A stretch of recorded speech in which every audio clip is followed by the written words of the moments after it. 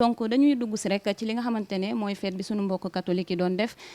imam am na ab livre bu mu jagleel sunu mbokk chrétiens yi donc ñu gis ne am na ay ñaawteef yoo xam ne rek xale yi demoon nañ ko defi ca Mbour ca Saint-Louis ak feneen ci fête bi ndax imam jàppeewul loolu comme tooñ suñu mbokk catholique yi nga xamante ne ñoom ci seen aada ci seen cosaan li ñu doon feetee du ñu gëm la. mooy affaire 15 août bi. bind naa ci plusieurs fois je crois d'ailleurs. duma ko sax jàppee tooñ parce que nit ñi leen neex ñu def moo xam yow mën nga wax ne bis bi bisu nangam la benn waaye ci bis ba dem defi leneen lu ko neex loo ci mën waaw du tooñ sax dama jàpp ne rek ñàkk a xam yow ci lan nga ne lan nga gëm ak keneen lu mu gëm ak moom la mu ko tuddee ak la ko wund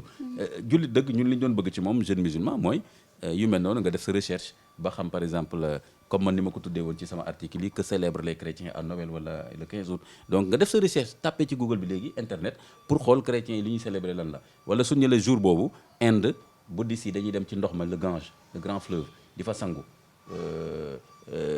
nga def recherche pour xam lan la mais pour jàpp bis ba parce que Inde yi bis boobu dañuy kii yow nga ne naa ci profité dem xam loolu ñàkk xel dëgg la quoi léegi ni yëf cuuni dëgg c'est médiocre c'est nul maintenant kon tam suñu mbokk chrétiens yi bu ñuy def seen 15 août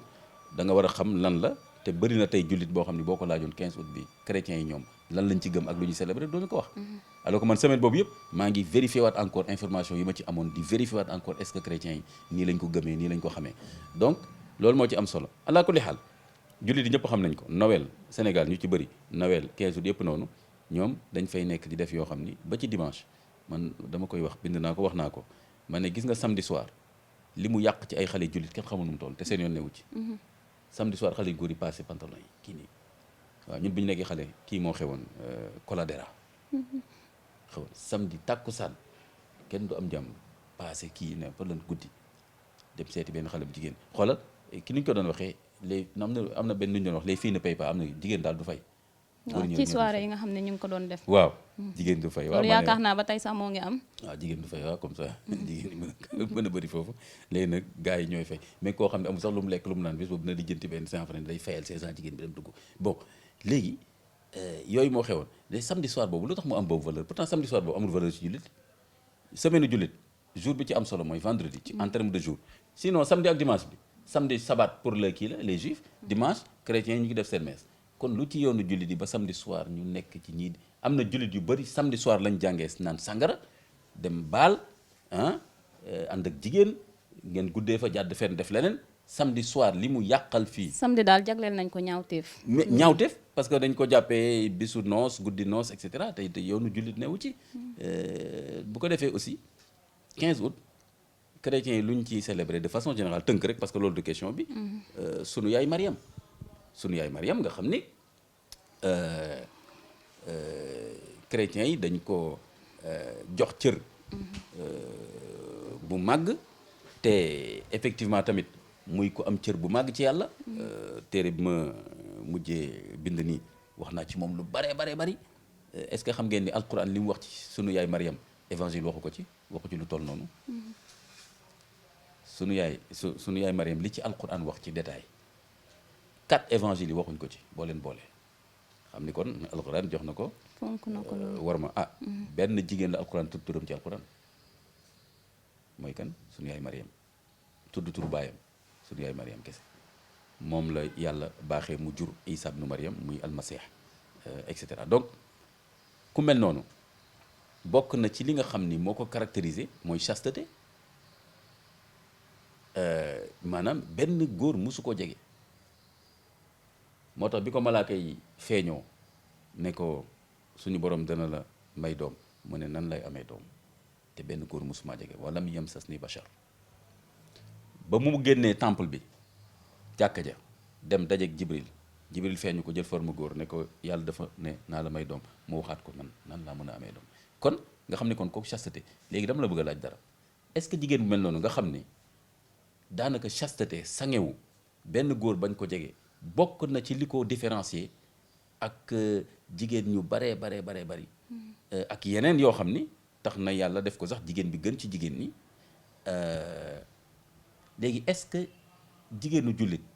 ak xale góor jullit war nañu xam lu mel noonu ba pare ñoom nag guddi bi nga xam ne sunu mbokk chrétien ci lañ wax ne dañ ciy màggal sunu yaay Mariam ñoom ñu dem fa di laxasoo ci plage yeeg di njaaloog di def kenn xamul ngeen baal ma loolu xel nangu ko diine nangu ko kon loolu yëpp tamit ñàkk xam naa topp bànneexu bakkan 15 août 15 août boo xam ni bu fekkoon jullit yi dañu bëggoon wax rek ni 15 août dañ ko respecté parce que chrétiens yi dañ ciy féete nu mu tuddati sunu yaay Mariam man ce que j'aurais proposé mooy kër gu nekk nañ waxtaanee sunu yaay Mariam li ci alquran wax xale yi dégg ko et cetera comme ça au moins nga ne waaw waxtaanee naa guddi gi loolu dara newu ci. mais dem ci mbedd yi noonu ay xaaju guddi ay plage dëkk ba dëkk man dañoo gis benn jeune suñ koñ gis naa ko benn jeune samedi boobu Thiès mu sol ko sunk yëpp nii foo jëm mu ne Saint-Louis jël oto dem day dem foofu fanaan ci plage yi subhanallah jullit itam dañoo réere itam seen diine. dommage mais gaa du sax tooñ parce que bon chrétien ñoom moomuñ àdduna bi ak nit ñi ba jàpp ne seen bis boobu kenn waru faa def leneen lu dul ñoom li ñuy def mais jullit boo xam boo toogee yem ci sa ànd xam sa alxuraan lu mu wax di nga xam ne sunu yaay Mariam lii mooy maqaamaam ak leçon yi lañ ci war a jëlee mais plutôt que di def safaan bi. d'accord imam ñu ñëw rek ci livre bi nga xam ne jagleel nga ko sunu mbokk catholique yi lan nga ñu ci mën a wax ak lan moo ci déranger nit ñi ba ay critique am ci wala ay commentaires yoo xam ne mën nañu ne négatif la gën a jege. D'abord nañ corriger première chose livre bi jagleelul ma ko. suñu mbokk chrétien yi. D'accord. De quoi Jésus fils de Marie est-il le signe? Enquête sur l'histoire de l'Alliance et du salut selon la Bible et le Coran. kon jagleelu ma ko suñu mbokk chrétien yi maa ngi ko jagleel képp kuy wut dëgg même ku dul chrétien ku dul musulman ku dul juif di wut dëgg diine est-ce que dëgg la est-ce que lu bàyyeekoo la ci yàlla téere yi ñu wax ne waxu yàlla la liñ ci jot a xam ñun ci tawraat ba ci alquran ci évangile est-ce que mën nañ ko jàppee dëgg-dëgg waxu yàlla lan mooy tegtal bi xalaat ci gëstu ko ñooñ ñëpp laa ko jagleel. ñaareel ba nag ma gën ko jagleel nag juif yi ak chrétiens yi ak musulmans yi bu ñu def erreuru jàpp ne pour chrétiens yi lañ gis nga Jésus chrétiens yi moomuñu ko nan la nit di moomee nit gis naa ko ci Facebook bi ooy imaam loolu bàyyi chrétiens yi moom Jésus kenn da ko ñemee moom Jésus kilifa la yàllaa ko bind yàlla rek ko moom yàlla rek mooy rabbam rabbi wa rabbukum fa'budu loolu la Jésus wax ci nu mu tuddati ci alquran mooy sama borom di seen borom na ngeen ko jaam nañu ànd jaamu ko même ci biir évangile lu muy wax mon père kan moo ko sañ moom ku dul père am moom kon chrétiens yi moomuñu Jésus fu ñu ko moomee au contraire ñoom dañoo xeeñtu jàng mbiru Jésus ba ñoom ñu am nu ñu gëmee Jésus ñu jàppee ko noonu mooy que ni Jésus doomu yàlla la nangam ak nangam et loolu firiwul ne ñoo moom Jésus léegi ñaareel ba évangile dafa am nu mu wanee Jésus alquran tam am lu mu ci wax moom ay wute léegi man en tant que gëstukat aw ma droit wax ne alquran moom lii la ci wax ci tomb bi loolu warul indi benn fitna warul déranger gëstukat moo tax un chrétien instruit un musulman instruit un juif instruit livre bi du ko déranger au contraire il peut apprendre beaucoup au-delà de toute fausse modestie il peut apprendre livre bi 10 ans laa ci def recherche bind ko ci 1 an donc livre bi pour indi fitna nangam neen nañu ko bi taxu sànq rek maa ngi waxtaan ak kenn ci def émission d'ailleurs ñu ci def émission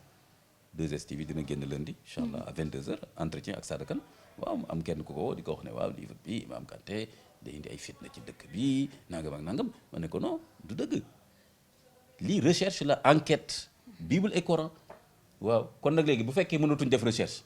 li nga trouvé nga génne ko nit ñi xalaat ci kon léegi xam-xam de wala même bu dul ci christianisme ak judaïsme même leneen jëlal biologie jëlal leneen lu mën a doon bu fekkee léegi gëstu amatul léegi kon nit ñi duñu xam dara kon nag nañ bàyyi wax cuune yooyu léegi nag man li may xaar rek mooy ku ko lire am na tam keneen ku ma woo waaw j'espère que livre bi nangam ma ne ko non j'espère yeeg yaakaar naa mi bul sonn lire ko et tu me reviens mais loolu moo jaadu nañ bàyyi dañ may tooñ rek dañ ma bëgg a tooñ ak bëgg wàññi sama doole ak sama Pastef ci gëstu ak laal tomb yoo xam ne am na ñeneen yoo xam ne sax ñàkkul ñoo ma ko gën a xam ne muut jàpp seen ñàmbur ñoo xam benn waaye laaj na ma ko mu ne mais imam am na question yoo xam ne da nga ciy wax am na fi ay kilifa ñoo xam ne sax ñoo la gën a jàng nit ñi leen dégg te duñ ko wax ma ne ko bàyyi leen laaju fumiste yooyu parce que ñooñ ngeen war a dem laaj lu tax ñoom waxuñ ci mais man mi jël sama responsabilité wax ne laaj leen ma lu tax ma wax ci ak li ma wax lan la kon tam loolu la am na ku ko liir tam mu ne ma hii am na problème question yu fi laaj ma ne ko mais quel est le problème léegi l'essentiel mooy argumenté naa ko tudd ay référence chrétiens yi nañ ma wax ne fi ma tudd évangile du foofu wala ni ma ko waxee du noonu juif itam nañ ma wax tudd naa seen tawraat nañ ma wax du noonu et cetera ñu def panel tey fi nekk àddina bi yëpp tey jii pare naa tey pour ñu def benn webinaire mondial les plus grands rabbins les plus grands pasteurs les plus grands témoins de Jéhovah ñëpp ma discuter ak ñoom argumenté te lépp tegu ci xam-xam du def naa fi débat ak suñu mbokk laay ni fii avant may dem benn waaye nee na ma ni doo dellu seeg bakkan parce que li nga fa bëgg a wax nii fekk man ma ci waxtaan boo ko waxee foofu ma ne quoi nañ bàyyi lépp ci loxo yàlla ba ma fa demee ñi ma doon waxtaan ñoom tam def nañ seen débat dépp ci affaire mystique am na ñu jëf uf ma ko waaw si sunu mbokk laay waaw dem mais débat bi am na bu silvissé wax naa kooku wax du dëgg léegi nag nit ñi seet mais nit ñi am nañ droit dégluñu ah ñun tam am nañu devoir de sincérité et d'honnêteté intellectuelle wax ñun lu ñu gis donc téere bi tam loolu la Jésus àddina bi yëpp a soxla xam kan la mais chrétiens yi lan la ñuy def bu ñuy wax ne buñ ma tàngal parce que ñoom dañuy évangéliser monde bi non nan la chrétien amee Sénégal christianisme Sénégal la juddoo Sénégal la juddoo lu ko fi indi ay nit yu am Pastef gëm ne waa Sénégal waa Afrique waa depuis des siècles ñu ngi évangéliser le monde c'est-à-dire lan c'est-à-dire wan àdduna bi ki nga xam ne dañoo jàpp ne texe doomu aadama ci moom la aju mooy le rédempteur mooy Jésus ku comprendre loolu la demee tey boo demee Chine fekk fa ay chrétiens mais chrétiens européens yi ngay gis nii tey judduwuñ ci christianisme dañ leen ko indee chrétien africain sénégalais yi di wax ne waaye lu tax muy bind sénégalais boobu dafa waane rek mais moom christianisme daf koo fekk si léegi te lu tax mu ñëw parce que dañu évangéliser mooy que ni dañu yóbbu évangile ci monde bi dañu war a xam kuy Isa ibn Maryam ah bon monde bi nag waruñu xam tam alxuraan lu wax ci Isa ibn Maryam c'est injuste envers moi kon soit dañ ma bëgg a tiital bëgg yóbbu sama fit pour que man lu ma gëstu duma ko mën a génne soit que bu fekkee ni dëgg rek la ñuy wax ak xam-xam am naa droit gëstu génne beneen borom xam-xam liir ko ne ma d'accord ma ak yow ci lii ak lii pour man loolu dama bëgg ñu régler question boobu définitivement de façon honnête et correcte yaakaar naa ne ñoom ñëpp ñu ngi lay dégg te dinañ ko lire te incha allah dinañ la revenir donc imam dañuy ñëw ci mbirum góor jigéen yi nga xamante ne ni nga baal ma ci kàddu gi bari na fi lool saay suñu foogee ne suulu na rek mu jógaat te si ay xale yu ndaw lay kiyee entre 18 et 20 ans bi ci mujj rek mooy ñu jàpp fii Parcelles imam bu déggee loolu taxawaayam bu njëkk lan la ciy doon loolu du fi mës a jóg ba àddina du tukki ñaawteef du fi jóg ndax seytaane mi ngi fi ba àddina tukki yàlla moo ko may day dund ak ñun ba àddina tukki kon dina joxal nit ñi ci bànneexu bakkan donc bànneexu bakkan bokk na ci mbiru góor jigéen rawatina gisaguñu dara sax parce que agenda bi nga xam ni moom la ñu am ñoom dinañ ko gën a jàllale ci àddina bi parce que ñoom dañoo am koom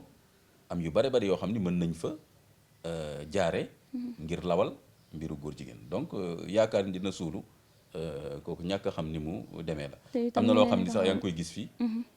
mooy li feeñ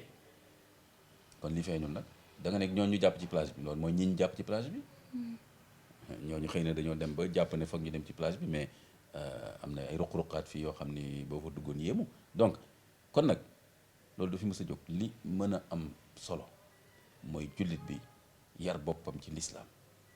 rawatina valeur morale yi rawatina diggante góor ak jigéen comme ni ñu ko waxee léegi lu ci islam jàngale lu ci islam araamal et cetera ba pare nag ñëpp ànd xeex pour que li nga xam ne daf ko mën a lawal ak yombal ci dëkk bi maanaam di ko def loi bu koy légaliser ak tamit di ko banaliser ci médias yi bande dessinée et cetera ñu xeexandoo yooyu mais première responsabilité mooy responsabilité individuelle commencé ci parents yi ak seeni doom mooy déjà yar leen wan leen ni loolu lu ñaaw la yàlla bëgg ko xale yi bu ñu ko teelee xam rek lu tax ñun ñi tey ñun ñu rafetlu ne takk jabar moo am solo jigéen bu nekk di ñaan yàlla am jëkkër ju baax mais ñaanul yàlla nekk prostituée et cetera ngeen baal ma wax mi góor gu nekk di ñaan parce que dañu teele woon ci bi ñu nekkee xale oustaz yi ñuy jàngal alquran ñëpp nii suñu kër tamit say frère say nijaay et cetera ñëpp teel la war ni lii la l'islam wax kon suñu teelee jiitu ci xale yi ci loolu wan leen la leen ne mu ñaawee islam bëggu ko déjà gagné nañ benn combat foofu mais suñu bàyyi xale yi ne rek ak courant d'idées yooyu ak tey xale bu nekk mën na tàppe fu ko neex gis lu ko neex YouTube bu ko neex kon njaaxum day am mais nag jàpp ne tey Sénégal loolu dina fi jóge ba faw amul kenn si ñooñ ko fi nekk nii déedéet loolu moom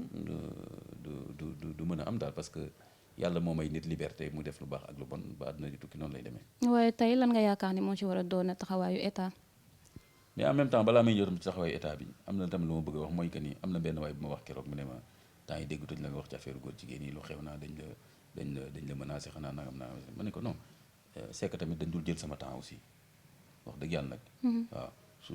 temps yi ci lii laa nekkoon nag lii tam doomu aadama dañ ko yittewoo lool. waaw léegi nag kon topp tout le temps ci ñaari gars yu lëmëstiku xam nga lan tëdd ci plage ba xalagul cette affaire dañ fëkk suuf si waaye man dama am jot tout le temps di nekk ci yow dama am temps tout le temps ñu naan ma woy imam xanaa yëgoon ni sa man dama am temps tous les samedi dimanche xam nga di xaar benn information ci ñaari góor jigéen xam dama am boobu temps léegi nag su ma ko déggee ma xam dégg naa ko rek ma def ci commentaire donc loolu la ñaareel ba aussi même jeunes yi sax dama leen di conseiller sénégalais yi jarul lu ñërti c'est-à-dire que pour man c'est-à-dire tey jii man su ma doon jaar fii guddi wala xaw ma fan benn plage may jaar nii gis ñaari waay toog ma xaw a yaakaar ni sa loolu mais xoolal continuer loolu la islam gën a bëgg islam bëggul jàkk bët xaddul basar mi ngi ci islam mooy que nga bañ a xoolaat xullee waaw xam ñun on est dans une civilisation du xullee xullee rek fekk leeruñu duñu avancé looy leerlu voilà loo commencé njort ne lu ñaaw la loo ciy leerlu parce que boo leerloo ba gis ne lu ñaaw la léegi loo ciy jëlee lu dul bàkkaaru gis lu ñaaw tak seytaane mën na la ni gis nga lu ñaaw lii kat lu neex la ci bànneexu bakkan loolu moo tax doo gis alxuraan di détaillé lu bon doo ko gis fenn par contre lu baax dañ koy détaillé xoolal na julli nii ngeen koy defee waxtu bi lii la xoolal joxe charte yi charte def lu baax day am est-ce que di nga gis fenn alxuraan di wax ne bon condition njaaloo lii moo tax léegi gis ngeen ko mais bu leen ko def non xoolal laa taqrabu zina xoolal waxul bu leen def bu leen jege kon ñaar ñu koy def tam bu leen jege sax kon foofu tam attention maa ngi fay yedd tam julli de nañ def seen autocritique parce que ñooñu nga xam ne tamit toutes les 2 semaines ñu naan la gis nañ fi ñoo xam dañoo topp dossier bi wala lan waaw toppal dossier bi en tant que dossier national loi mais topp nag léegi koñ yi nangam gis ñaari gaa fee jàppante loxo waxtaan tuuti rek nga topp leen ñu dugg benn néeg tëj nga ne ah non donc loolu tamit jarul xaabaabal boobu aussi léegi lu jëm ci état bi moom ñun état bi sunu état la xam nga foofu tam dañ fay def erreur soxna si lu bëree bëri ne nañu xeex ak état bi fa ne loolu moo tax yenn combat yi doo ma ci gis yéen imaam kenn gisatu la fenn lu tax àndoo gars yi ma ne man du lu nekk lay dugg waaw am na xam tamit fu leerul sama bopp te ma gis na cause bi jaaduwul wala cause bi jaadu na sax mais dafa bëri xaabaabal ma jàpp sama ñàmbur man léegi état bi suñu état la xam nga kon nañu xeex état bi ba looy xeex état bi suñu état la li nga war a xeex mooy doxalinu état boo xam ni jaaduwul te ñi koy doxal ay nit lañ comme ñun ñu jox leen cër ñu nekk président wala ministre et cetera kon ñooñu lañ war a jàkkaarloo ne leen lu tax ngeen bëgg a def lii ci réew mi donc loolu fuñ ma ci woo ma ñëw ci lépp loo xam ne ñaar moo ma gën a yitteel li des sama dund mooy l'islam bi ak réew mi Sénégal te gën a yaatal sax tamit Afrique nga xam ni askan bu yaatu ci la bokk ak tamit adduna bi yëpp lépp lu baax te di baaxal nit ak nekk nit ci kaw suuf ci loolu lay yëngu kon nag mais du question xeex benn état wala xeex président Macky Sall nag je n'ai rien contre la personne du président Macky Sall nekkoon naa médiateur rencontré naa ko 2 ou 3 fois ñu nuyonte mu ne ma j'ai beaucoup d'estime pour vous man julli naa sa ginnaaw ma nekk investi et cetera ma ne ko je vous respecte et cetera voilà mais terewul dana ma dégg ma jël ay position ci yoo xam ni moom na mu ko doxalee ak équipe am noonu la ko gisee maam liberté citoyenne boo xam ne Macky Sall joxuma ko Sénégal moom ma ko jox charte réew Sénégal moom ko jox ma koy jëfandikoo ni ko Macky Sall jëfandikoo woon ba nekk président Macky Sall su amoon liberté du nekk président wala su amoon liberté di wax di bind def parti def campagne dina nekk tey président kon dana taxaw ne lu tax Imam Kanté di wax question boobu tam dañ ko réglé une fois pour toutes mais nag bëgg naa trop nag teggin ak wax lu jaadu ak wax di ci indi tegtal loolu bëgg naa ko trop bëgguma xaabaabal désinformation tuuma boo xam ne mënoo ci indi tegtal loolu tam bëgguma ko kilifa da ngay li ngay wax seetal toujours foo ko teg d'accord ba bu ñu nee lu tax rek nga ne lii ak lii ak lii. mu mel ne leer na waaye imam mënuñu waxtaan ba daaneel te ñëwuñ ci li nga xam ne mooy politique gi fii ci Sénégal jamono ji ak ni mu tëddee ki ñuy njëkkee rek mooy Pape Diop ñu bari dañuy wax ne yeewi askan wi dañu yeewi askan wi waaye moom Pape Diop dafa ñëwaat yeewaat askan wi ban jàngat la imam am ci mottali bi nga xam ne Pape Diop mottali na ko camp présidentiel bi. jàngat bi ma ci njëkk am te kooku Thierno Bocoum ci moom laa gis démb xaw ma mu bind ko rek mu attiré sama attention. moo tax ma koy delloo boobu réflexion xam nga loolu tam am na Sénégal mooy que bokk na ci na ma koy mën a ci yiw ak ci ngor sax nit ku génnee xalaat bu rafet nga déggee ko ci moom wala mu jëf-jëf yu rafet nga gisee ko ci moom nga delloo ko njukkal ci loolu mais da ngay gis nga def lu rafet wala wax lu rafet wala initier lu baax beneen nit di wane ni daanaka moom la parce que bëggu laa jox sa cër ci loolu. loolu tam islam bëggu ko. Thierno Bocoum point boobu dama gis mu clarifier ko benn façon bu rafet boo xam ni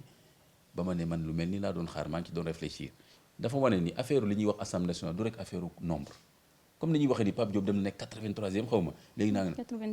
82e. affaire vote yombeewul noonu du rek affaire 82 du rek affaire nombre. xanaa xamoo ni am na ñoo xam ne tey dañuy nekk ci camp Benno Bokk Yaakaar wala ñu nekk ci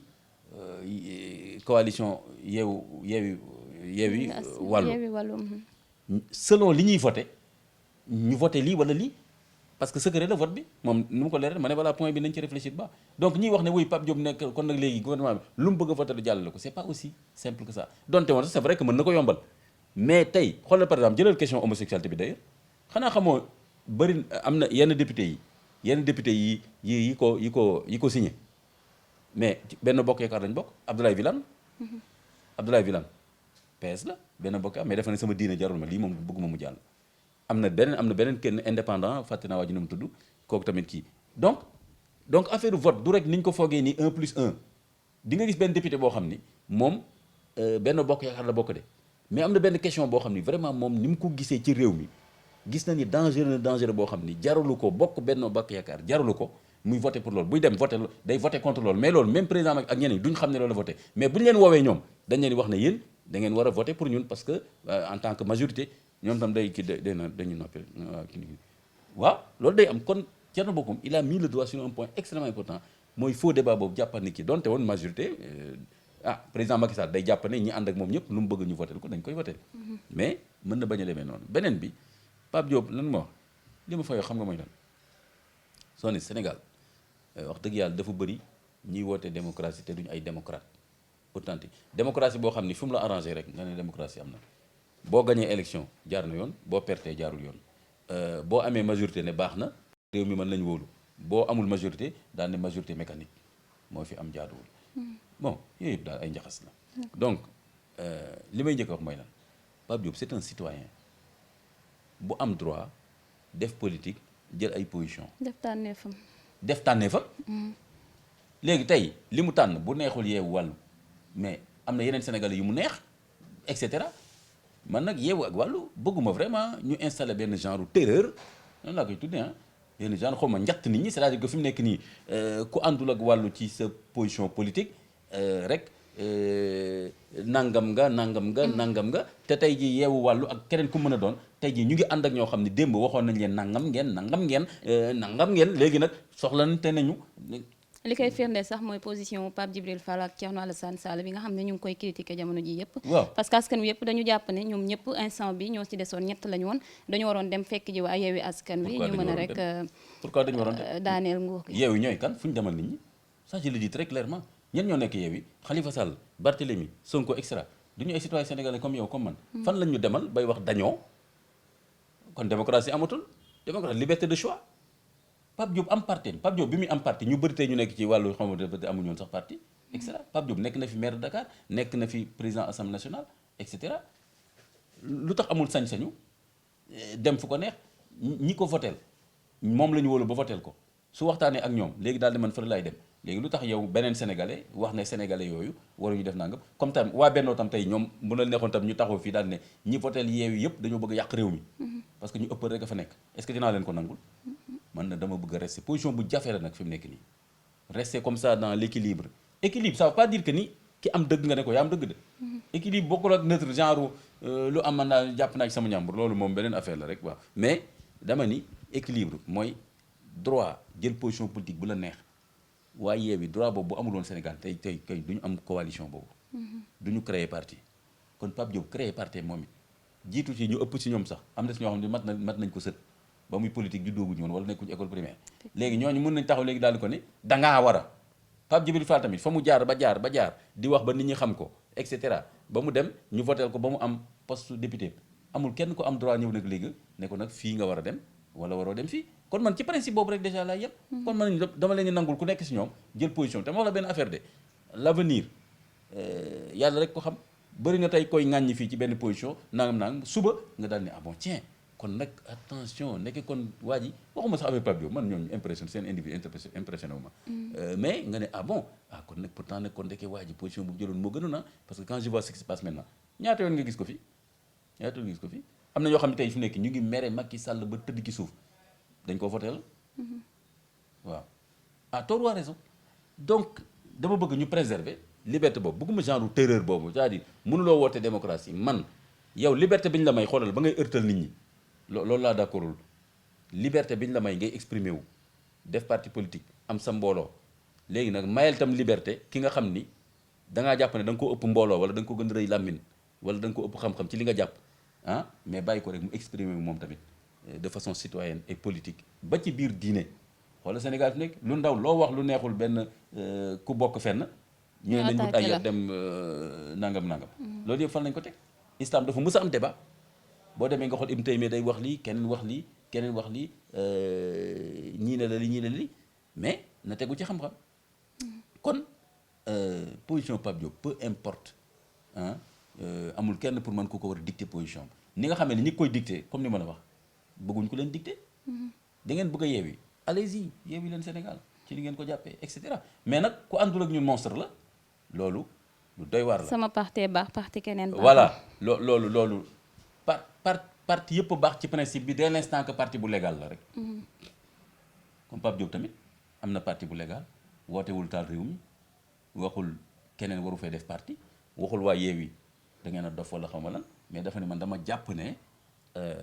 ma dem fële moo jig réew mi parce que lii ak lii mais nañ ko attaqué foofu ne ko non bu fekkee loolu rek a tax man loolu laa bëgg yu mel noonu laa bëgg man yooyu rek laa xiif man soif boobu la am démonstration argumentation nañ ko wan ni écoute bu fekkee lii nga wax moo tax nga dem fa erreur am na wala continuer pas sincère parce que def lii taxul lii am parce que lii ak lii mën na am mais yóbbu fi nit ñi rek naa am na loolu moom waruñ ko fi d'accordal kenn xam nga lu tax parce que koo ko fi d'accordal na nga xam ni moom ci boppam suñ ko defoon noonu du fi dem am doole ba mujj di ërtal nit ñi d'accord mu mel ne leer na